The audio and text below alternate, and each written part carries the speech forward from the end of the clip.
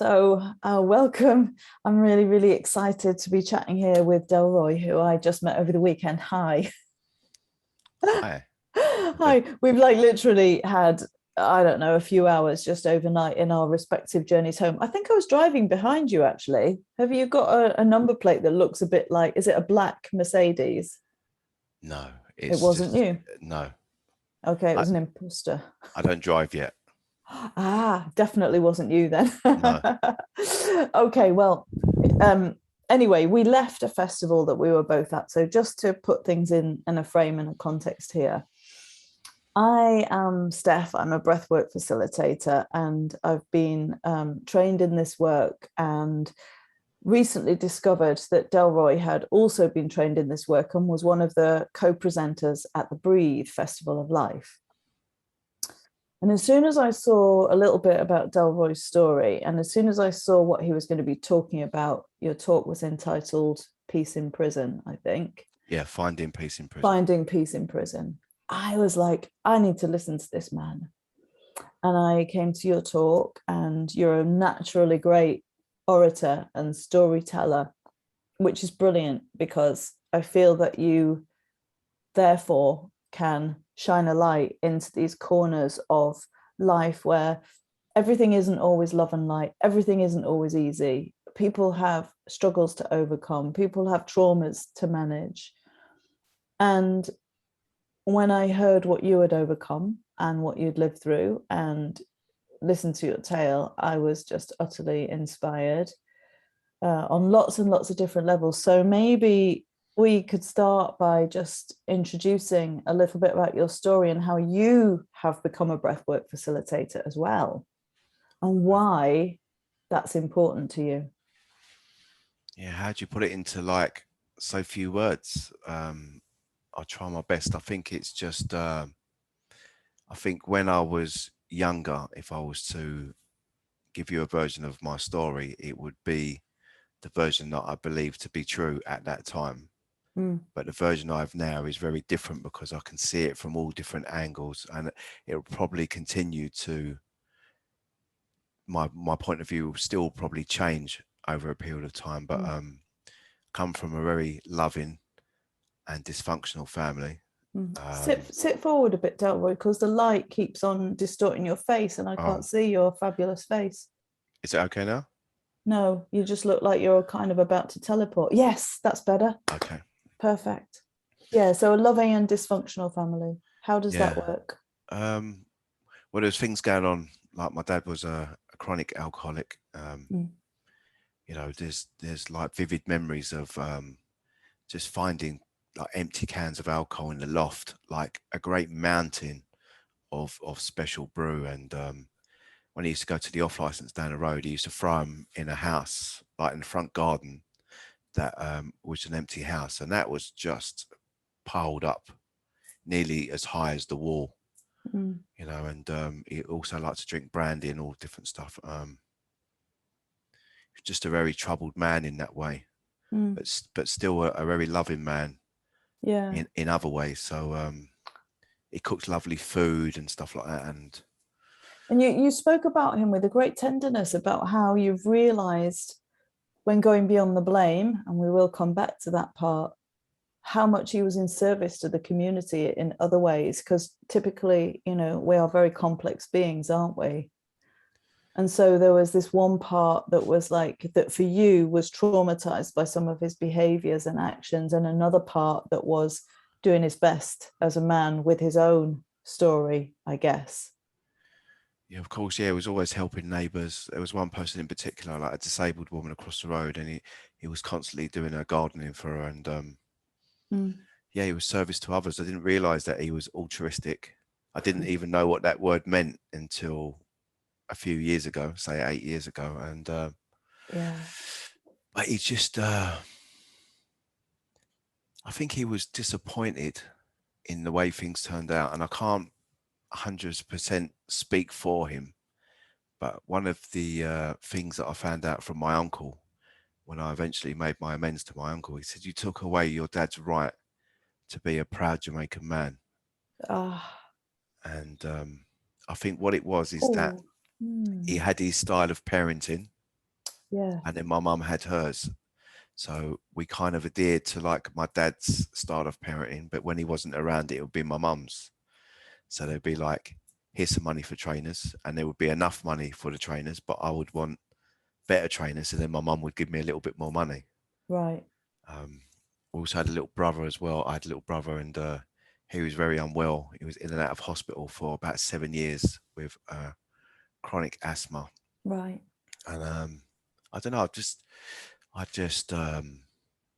don't know if I learned his behaviors. It's just these behaviors were part of my life. I just loved nicking stuff from school and places like that, especially like Lego.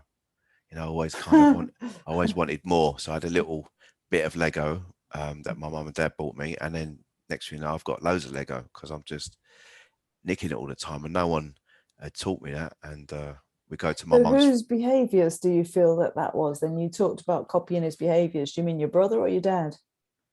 No, I don't. That's what I mean. It's like there It might have wasn't been. anybody's. Nah, not the stealing part. Yeah. I don't know where that came from. So what do you feel like that had such a big impact when you just said that your uncle said you took away your dad's right to be a proud Jamaican, because you mentioned in your talk that you have since learned that your dad had mental health issues that you might describe as schizophrenia. I don't know whether that's too strong a word. I think that was the word you used. And you know, it's hard to live within that. And as I hear that, I'm kind of thinking, and what about your right to be a proud Jamaican son? You know, like, how does it all fit together? Like, and what created the blossoming of the parts that needed to go out and steal or go out and party hard? And, you know, because it was quite a big story, wasn't it? Yeah, I think I was just trying to fill a void. I didn't feel like right inside. I didn't feel part of the black community. I didn't feel part of the white community. Yeah. You know, things that were said to me, like these kids, they used to call me Urko. And I was baffled by it, you know, like I had this nickname. And I told my mum, and then she pointed out it was one of the characters in Planet of the Apes. And that was like devastating. Shit. But, Yeah. you know, many years later, I just like, I'm neither. I'm not Yeah. black nor am I white. I'm just mixed race, and I'm just me. Yeah. Yeah. Yeah. But that thing about my uncle saying like, I took away my dad's right to be a proud Jamaican man, like part of the amends process that I went through later on is just to listen. So usually I would say but, and then sort of add something to it, but I just took it on board.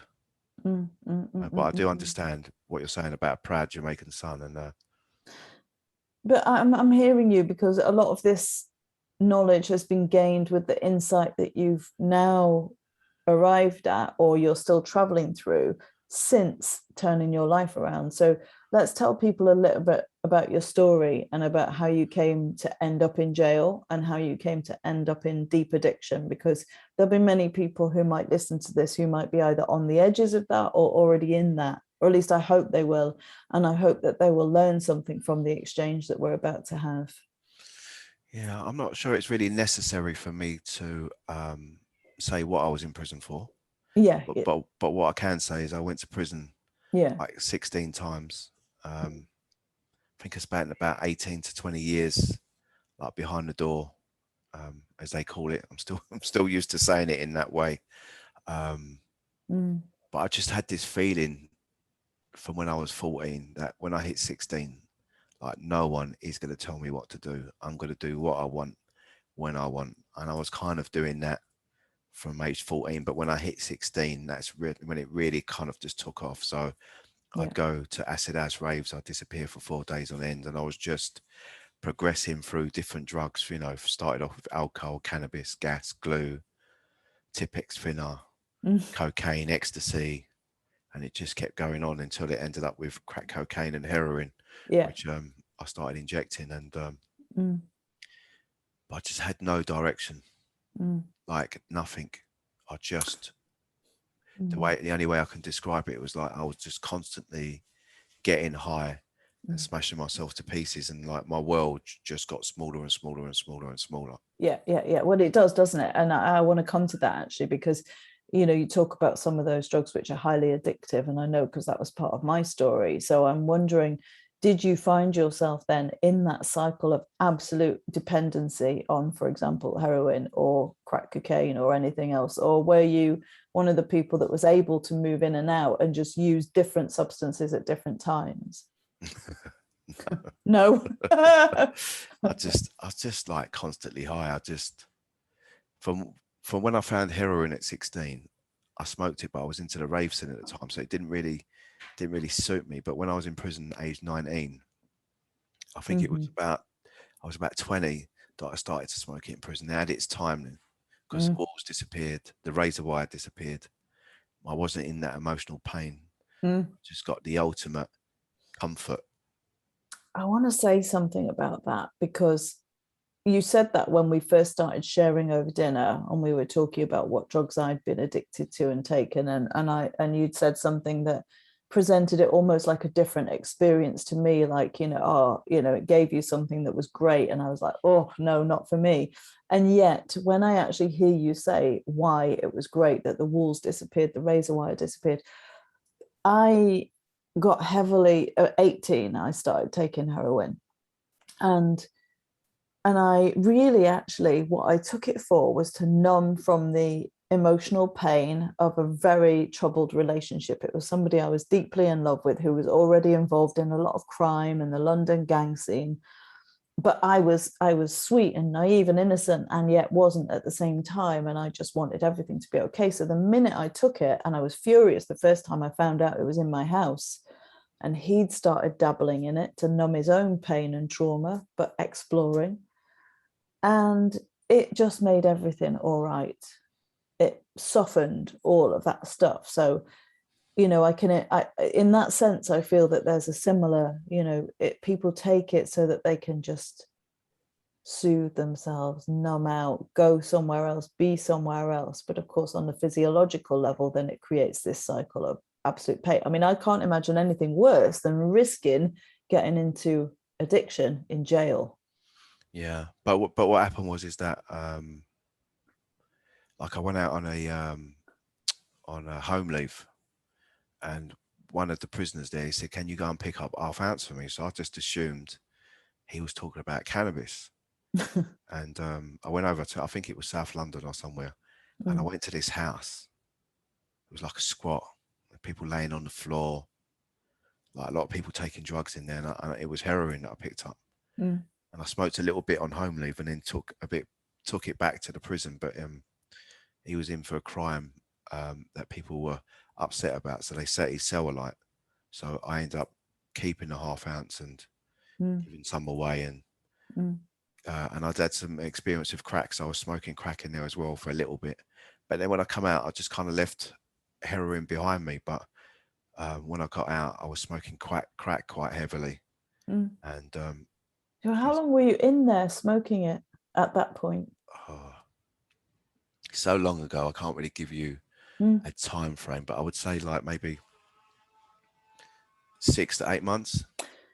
I mean, see, you know, I found myself in active addiction. I didn't know I was in it within 2 or 3 weeks of starting to take it, right? And I remember getting what I thought was the flu. And I remember going to, you know, the places that I used to go to at the time and hanging out with all the kind of, like I say, London gangsters, and somebody saying to me, "Oh, you daft cow, you're in withdrawal." And I was like, "What? No, I can't be. I only found this a few weeks ago." And somebody gave me a little bit, and immediately all of the symptoms stopped. Yeah. And I was like, oh my God, 2 weeks, 3 weeks, that's all it takes. But of course, by then, I'd found my own contacts, I'd found my own comfort, I'd found my own ways of dealing with my emotional pain. And so I'm curious, like, you know, maybe it's because you're tough, or maybe you've got more stamina, or maybe, I don't know, but to be in that when you're in jail. Yeah, but what happened was I wasn't smoking it every day. Right. Because it's quite expensive to be able to smoke in prison. Very. So I was smoking in spurts. Right. But it's when I got out and I started smoking crack quite heavily. When you Right. smoke crack, the come down is so horrific that heroin kind of just goes hand in hand. Yeah. And then I started smoking heroin, and then I got something, you know, which I come to learn that was called a, you know, a habit, and I was going through withdrawal, and it was horrific. So I decided I don't really want to do this anymore. So I done a withdrawal with nothing. When I say with nothing, I was just in bed sick for about, I don't know, 7 or 9 days. And at the time I didn't know, but I was going out maybe every day because I couldn't sleep, and I was buying whiskey and I was drinking that. But what was happening, it would knock me out for 15 minutes, but then it would accelerate the withdrawals because it's a stimulant. And it was horrific. And I went to the doctor, asked for help, and he gave me 10 mil of Valium, which is like in twos. And I took the lot and thought, what's that going to do? And yeah. And then I just said to myself, oh, I'm never going to take heroin again. I think I stayed away from it for about 2 years. But then I was smoking crack every day by then.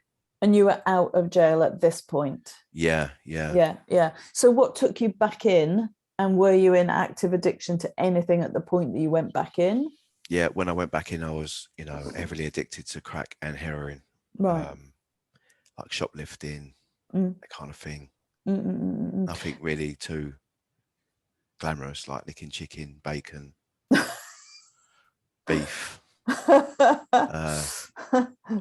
sleeping on the streets of the West End. Yep.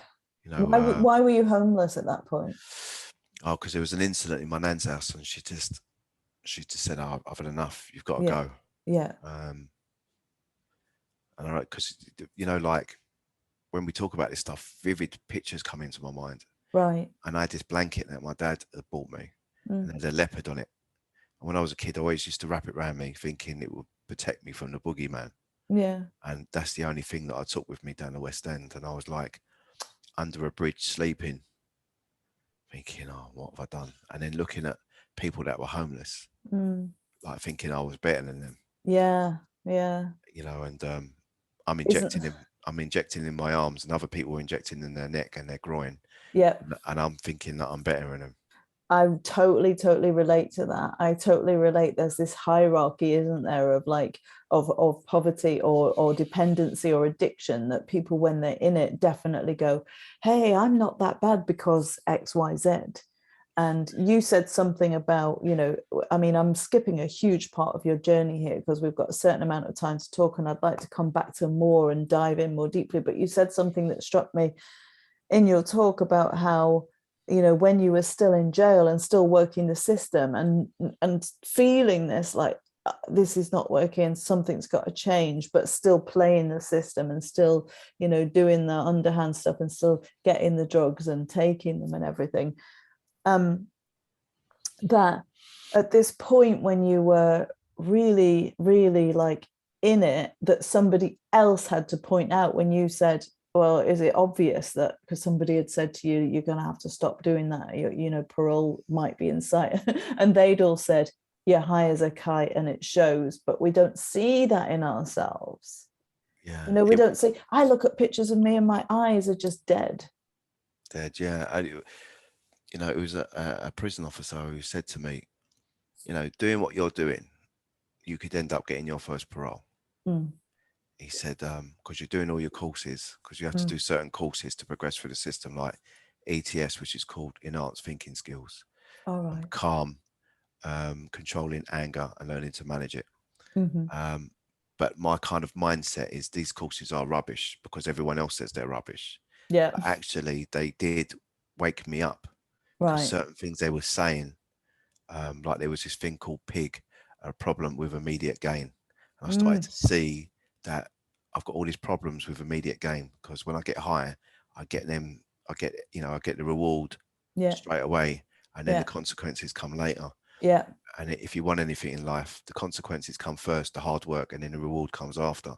Yeah. So I started to see things, and he said, if you keep doing what you're doing, you'll get your first parole, but you're always lit up like a Christmas tree. I mean, and I was always high. Yeah. It's just done something to me. Yeah. You know, it's like it woke me up in some way, shape or form. In terms of that wake up, Right. This was one of the questions I was going to have, because I remember, you know, your teacher and my teacher through Alchemy of Breath, Anthony, always used to say, you can't get somebody out of a swamp by stepping in the swamp to get them. And I remember always having this feeling like, and I listen to people now who've got friends or relatives or siblings or whatever, children in dependency and active dependency. And they're really, really looking at every possible solution, like, how can I help? What can I do? And I'm like, until that person is ready to say, I can't do this anymore, or can I have help? It's so difficult for the people around somebody. So what was the turning point for you, do you think, on that level? Because maybe other people could see what you were doing. You mentioned your children, you mentioned your family. I've got it now, because there were kind of things that were altering my course. So I can give you an example of my mum bought me a Bob Marley CD, and I was playing it when I was in the healthcare of the prison, because they put me in there for my own safety, and it was really hot. There was no air in the cell. It's really hot in there, and I was playing Bob Marley, There's a Natural Mystic, and as the words sung, there's a natural mystic flowing through the air, something stroked my face, and I was like, what was that? Like, I was so freaked by it, but I remembered it. But I think the turning point was, this is definitely it, is I bought a load of tablets called baclofen. I'm really grateful to this drug, and it's a drug that people are giving it to relax the muscles in their back, but they give you a high. So I bought 35 off this guy, and he said, don't take no more than 6 or something, and I took 35 in 3 days. In the And jail? yeah, and I completely lost it. They put me in a segregation unit because I'd attacked another inmate, and I thought my dad was outside. Like, I went completely nuts, and one of the officers was speaking to the other inmates because they were concerned about me. They said, he ain't never coming back. He's completely gone. Right. I thought that. Were you in solitary in segregation? Yeah. Yeah. Then, you know, another incident happened, and they put me into the healthcare. And I thought that people were trying to come through the floor. I thought that people were like sending works of art through the floor, and I could see like all these, like, I don't know, it was like chapels coming through the floor. I can't explain it properly. And but was it scary, or was it just, did you feel like you were on the edge of madness, or? It was frightening. Yeah. Absolutely frightening. And there's a kitchen on the landing where the healthcare is, and there's like a toaster, and people were making toast, like officers and that. And in my mind, they were sharpening machetes to come and kill me. So I was just absolutely, you were in psychosis. Yeah. Yeah. And then after about a week, I started to come down from this psychosis. And I'd hear it, and I think machetes, and then I'd realize, oh my God, it's just a toaster. So I threw my hands up and said, like, please help me. Went on this thing called a sentence planning board, where there's about 12 people, and they said, there's nothing we can do for you. You've already done our drug course. There's nothing we can do. And I was so desperate, I just kept arguing with them. And what happened was that people just got up and started to walk out. Come forward again, Delroy, because that sorry. light's on your face. That's it. Yeah. Yeah. And I just realized I need to do something about it myself. Yep.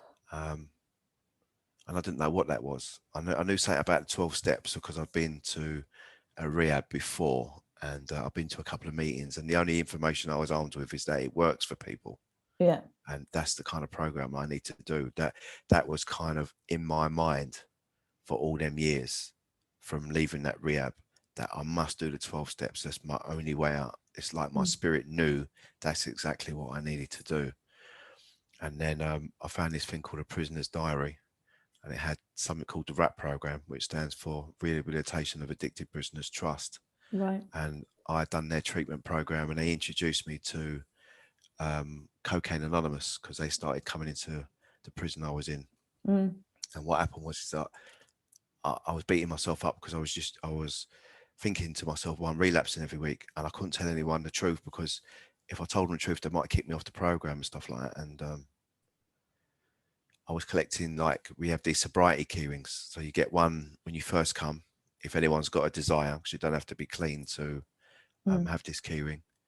And I think I got up to a 60 or 90 days. I can never remember. And then something burnt into my head. I call it God consciousness. Like, you don't deserve this key ring. You need to give it back. And that's what I did. And in CA, where just before they give away these key rings, they go, in CA, we celebrate clean time with key rings, claps and hugs, not drinking drugs. And I threw my hand up and gave that key ring in. And that key ring, so that moment was defining for me, because the man that was to become my sponsor, he didn't say, oh, think of your family. You're going to die if you keep using, or you're never going to get out of prison. He just told me I never have to use again. And I believed him. So I asked him to become my sponsor. And it was the one day at a time approach, wasn't it? You know, just for today, am I willing to, can I do, instead of thinking about, you know, the mountain you've got to get to the top of, which is, you know, how it can feel when you're in active addiction and in jail and in that, the bottom of the pit. It's like, how am I going to ever do that? And, you know, and of course, addiction wants to feed itself, because it wants us to stay numb. It wants us to stay protected. It wants us not to feel the feelings, you know. And you talked about those feelings starting to bubble up. I mean, there's so many conversations within the conversation, because there's a conversation about, you know, drug use in prisons, and we know that that goes on. And there's a conversation about, you know, at what point life turns, because for me, you know, I had so many times tried to get off. And of course, I was living in London, and it was a city, and there was always a supply, there was always people there. But in the early 80s, when HIV broke out, AIDS broke out, all the madams got raided, all the brothels got raided, all the sex trade stopped, and people got sent off, and all the drugs dried up because of the war on drugs. It was really, really tough being an addict on the outside. So I'm guessing that must have had an impact on the inside as well, because I was constantly in this cycle then of withdrawal, feeding, addiction, and it was painful. And I was spending a fortune on it, a fortune. And I remember standing one time outside Covent Garden train station and being in really big withdrawal, waiting for a dealer I didn't know, and vomiting in public all over this white coat that I had on, this yellow bile, so just so hot and sweaty, feeling that absolute shame, but also just like, I don't care, I just need these drugs, which actually, as it happens, came with the tiniest bit. And, you know, we're constantly putting ourselves in positions like, you know, if you're talking about this psychosis, like for many years, I found out afterwards that my supply was being laced with strychnine because of a jealous lover of the man that I was seeing, who was also seeing about 5 other women at the time. And one of them, who knew who I was, and I didn't know who she was deliberately getting a dealer to put this stuff in. So I was getting very, very ill. And there were so many, like, just desperate, like, it feels like another lifetime for me. I mean, you know, your story has been such a huge part of your adulthood and what you've journeyed through. I wonder if it feels like that for you. Does it feel like another you or another lifetime, or does it still feel like it was so up close that you could still touch it? It's very strange. It's like there are days when I just completely take it in my stride. And then there's moments like at the Breathe Festival, where usually I speak for about 20 minutes, but I think I spoke for about 45 minutes. So I went quite in depth, and I was just like, wow, that was like a tremendous time. How did it ever Change. Yeah. And then I become sort of baffled by it, because I still have moments where like I work in substance misuse, and one time I was had to do some work with like social services, and they were asking me questions and that, and I was talking about the client, the work that I've done with the client, and where I felt that she was at, and they goes, yes, that's on point. And I was like, what's going on? Like, why are they listening to me? If only they knew. It was just like, it's like I can become asleep to it, and then all of a sudden I wake up to it like, this is just amazing. Like, what is going on here? Well, you know, similar to you, although it was many years after, I ended up getting a job in research for addiction, not based on my experience in addiction services, but based in my experience of active addiction and life, you know what I mean? So it's like, yeah, you can speak to the people who are in addiction. Yeah, you can speak to the people who are selling their bodies, because if you've walked that path, then it's relatable. You understand on some level. You might not still understand the person's stories that took them to where they are. There might still be different circumstances around, you know, the number of different people in jails or the number of different people in addiction. Of course, we're not all the same, but there's something relatable about the story. And I think when services engage people who have really like lived that experience, there is a greater likelihood of being able to reach somebody. I used to think that. And I think it's very handy. no, I think sometimes the problem with people with lived experience, they kind of have their way they've done it. And then right, they can be a little bit too rigid to that fact of the way right, they've done it. And they kind of push it on people. This is the way it should be done. But I think the most important thing is they've got something within them where they've got that passion, drive, compassion. I've just repeated words, and no, passion, drive, compassion, different. So what I mean by that is that I had this drug worker called Jane, and she was an ex-officer. She decided she didn't want to be an officer no more, and she joined the substance misuse team. And I used to lie through my teeth to her, like constantly. When I'd actually done a detox off, you know, from I was on methadone towards the end, and she'd go, Yeah. "Are you clean?" And I go, "Yeah," and then I gouge out because I was taking like Yeah. other medication. Mm. But she was able to see something that other people couldn't see. Mm. She saw that I wanted to change, but I didn't properly know how. So what she did is she worked with what she had. And I don't think anyone can really train for that. I think they have it or they don't. Right. Okay. Good. So she was one of the biggest, not influences, she was one of the most significant people in my journey. And because she used to work in the prison service, like I can't contact her directly. So I have written to prisons and stuff like that and asked them to pass on thanks. But I did Google her name and I think she passed away with cancer. Oh. That Oh. I still find that like tore my heart out when I read that. And I don't know if it's true or not. So I'm in that kind of limbo about it. But I owe that woman a great deal of gratitude, like so much so I feel like I'm gonna cry because Yeah. she was just an amazing worker.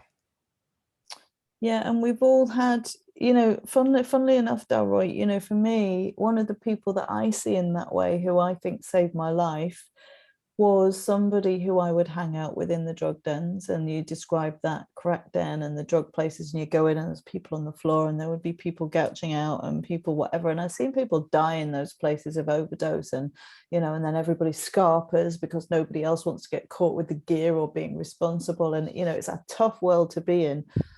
But one of these women that used to go in there, she was called Julie. I never forget her, never to this day. Like Maltese woman, she'd lost all her front teeth from the sugar cravings you get from constant opiate use and stuff. And she was an injector and she was ravaged, you know, abscesses and everything, but good-hearted woman.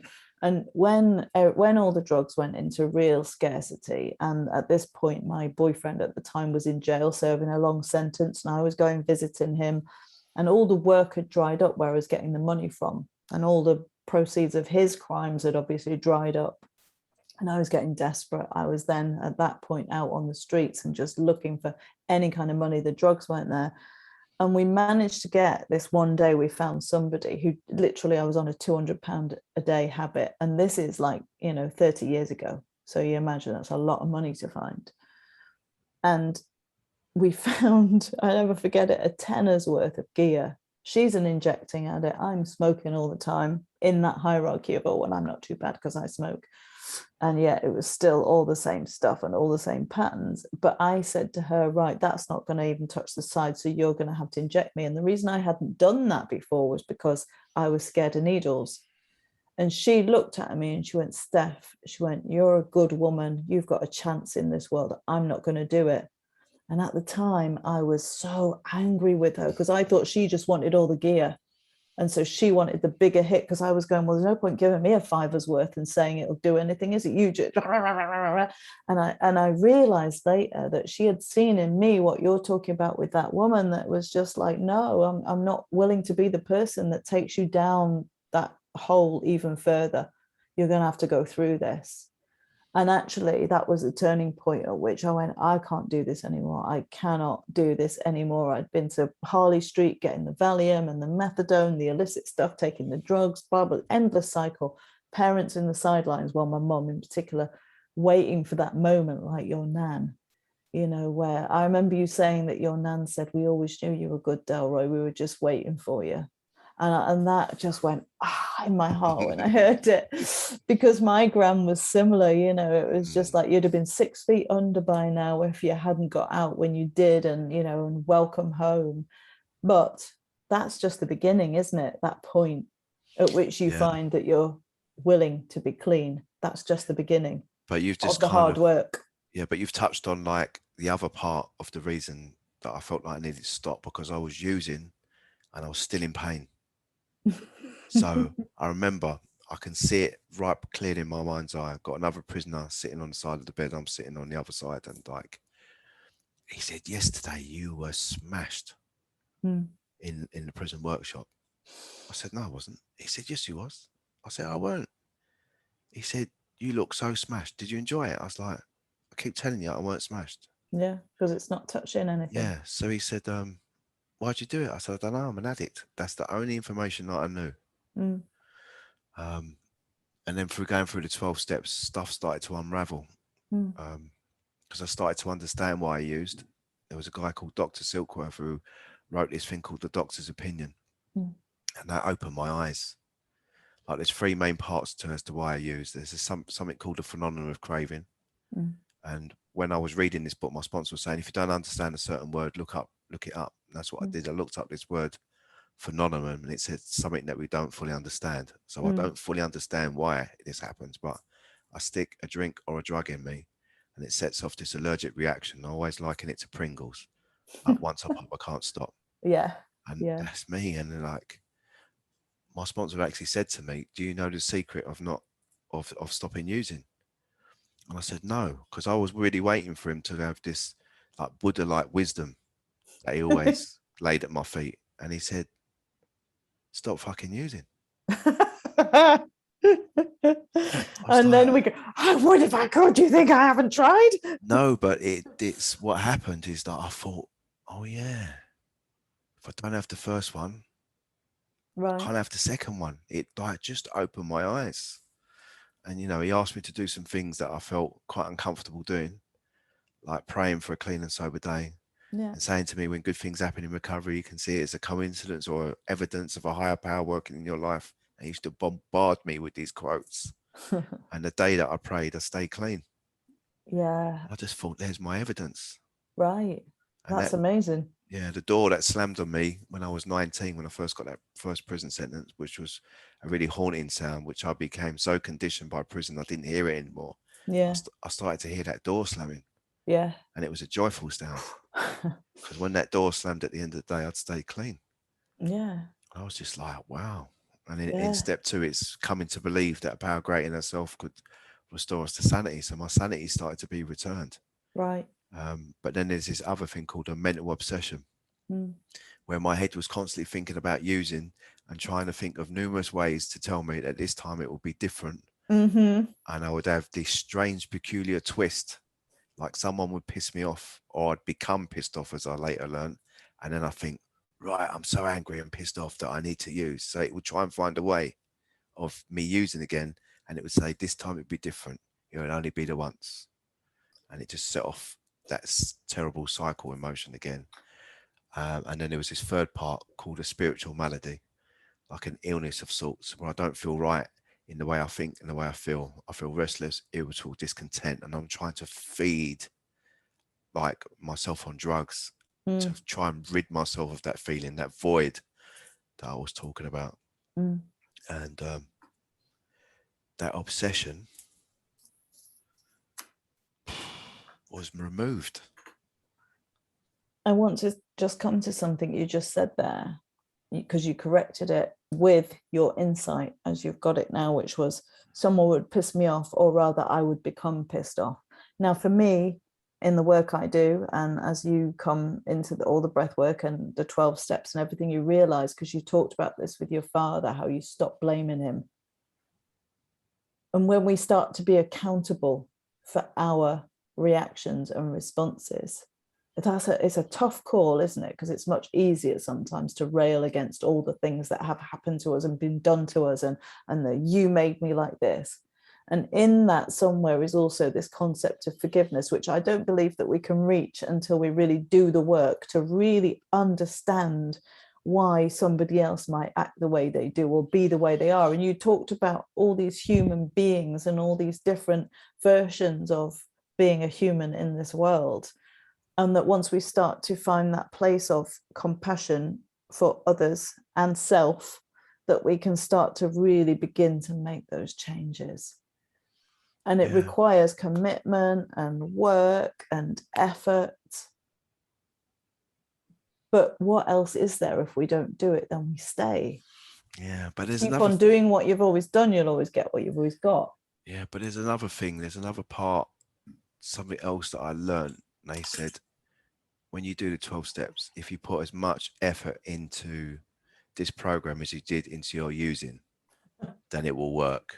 Right. And I worked hard to feed my addiction. Mm-hmm. When we're getting money to feed our addictions, we call it grafting. Yeah.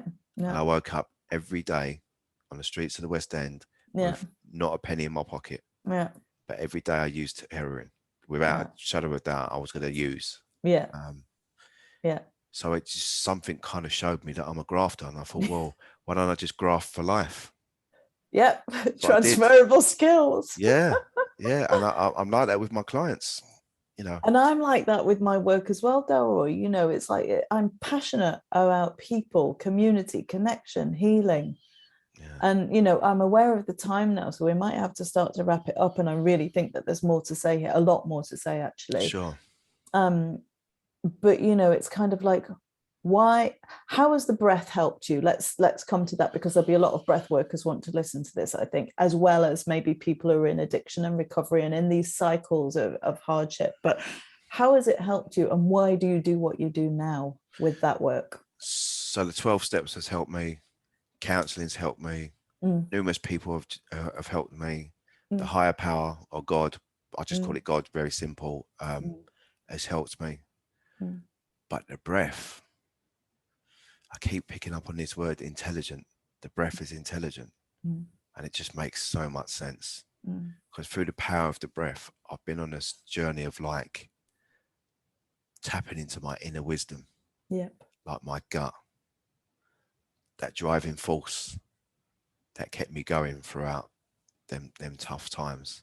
I'm able to connect with that. And the only way I could describe it, it kind of like, it separates me from my ego or my mind, which is constantly chatting away, like trying to direct me. And I'm not saying the ego is not useful, because it can be useful in some ways. I remember you saying, though, that the brain is your biggest enemy, which is for most of us, isn't it? The mind. Yeah.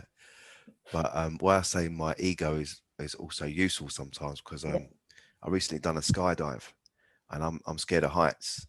And when I was up there, my ego was going, you must jump, because your friends will rib you for the rest of your life. And I thought, there's no way I'm going to let them rib me over this. So I jumped. Yeah, congratulations on that. I saw some pictures, they were fantastic. You know, I'm like that about heights as well, so I might be talking to you about that. But so why do you do what you do now? And is it because you really want to help others? Is it because you're still helping yourself? Is it both of those things? Like, what, you know, you've trained in breath work now, you want to take it into prisons and offending, into the criminal justice system, you know, which would be incredible. Something that actually speaks to my heart a lot as well. So tell me your why. It's my purpose. Yeah.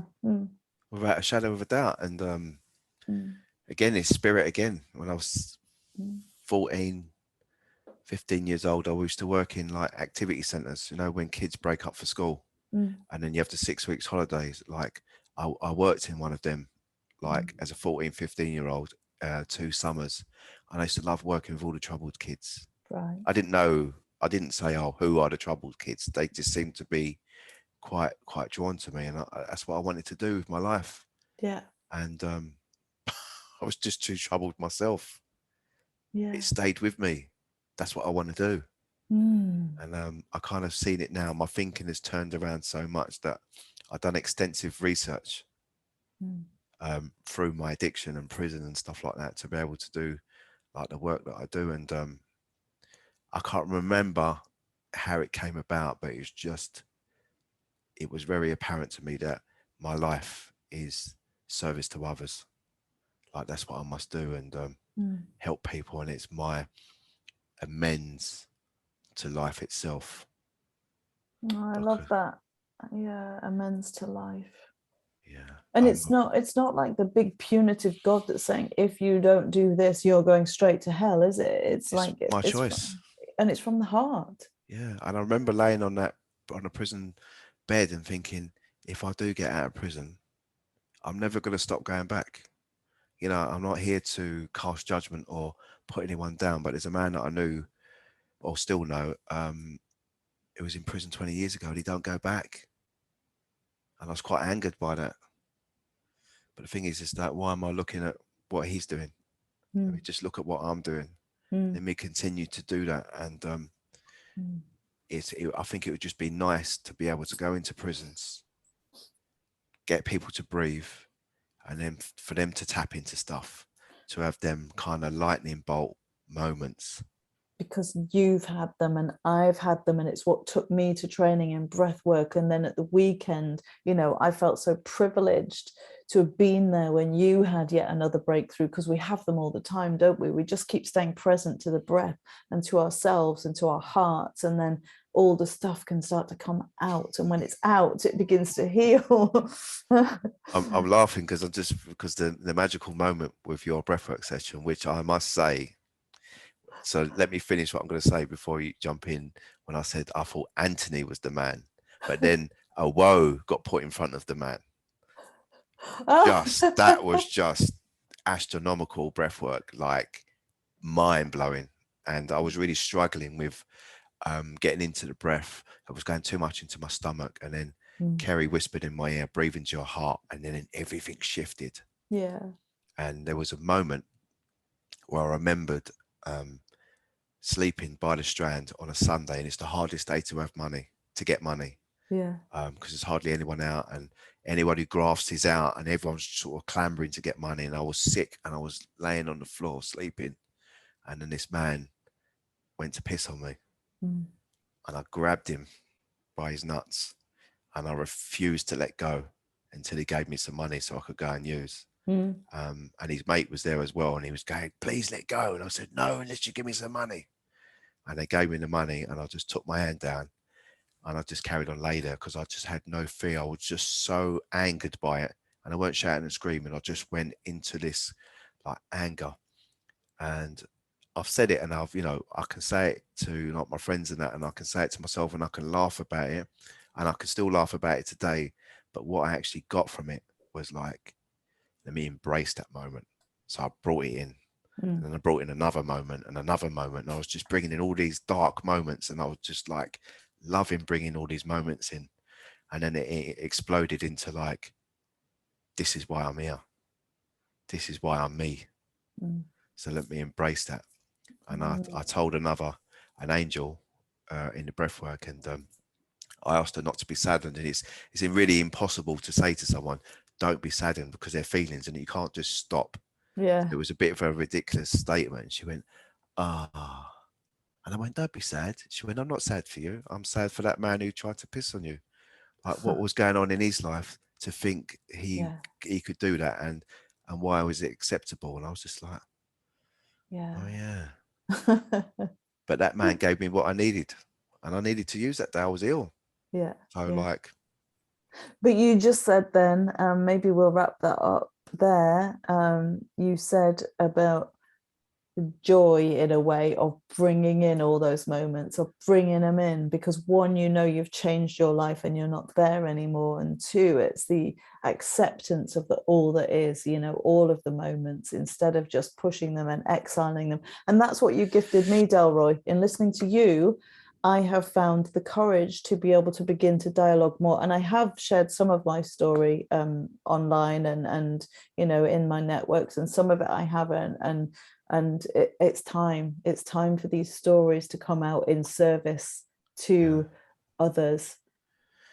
Yeah, because when you saying that to me, and I can't foresee what's going to happen off the back of you doing that, but I can certainly tell you what's happening off the back of me of embracing that stuff, is that I feel this utmost power come into my body, like this inner strength. I feel like I could just punch my way through a door right now. Yeah, I just feel like so empowered by it, but also like no one can fully explain what this is. I get this thing at the back of my eyes when something really touches my soul. It's like they're tears, but I don't want to cry. It's just a beautiful feeling. And as I say that, I would say it's definitely the divine, like touching me in another way, because usually it goes up the back of my neck. Yeah. There are many ways we can be touched by divinity, for sure. I'm going to end there because we have to wrap it up for today. So I just want to say thank you, Delroy. Where can people reach you if they want to find out more about your work? I'm in the process of putting together my business for my breathwork and stuff like that. Okay. But I can put my email out there and people can contact me. All right. So if you're watching this, what we will do is we will put Delroy's email underneath the YouTube clip and in the social media platforms where we share this, so that you can reach out to him if you have anything and you're open to that. And you can do the same for me as well. We'll put both of our links to where you can find us and how you can reach out. And Delroy, thank you so much for beginning to share some of your story on here with me. And please, let's continue to share. Yeah. And I think something that I do is that I get an idea, it comes up, and I think, no, and I push it down. So if there's anyone watching this and they've got an idea and they want to ask me something, like something they would like to put together, just ask me. Yeah. Like go with it. Yeah. Likewise. Well, that's what my intention is to do, you know, because I would like us to be able to continue this momentum and do some great work. So I'm looking forward to coming to London and hanging out with you and your gorgeous lady and just seeing what happens, you know. Of course. Yeah. I look forward to our next video. Probably be 24 hours long. It could easily be, couldn't it? It really could. Yeah. All right. Bless you. I'm just going to stop the recording. One moment.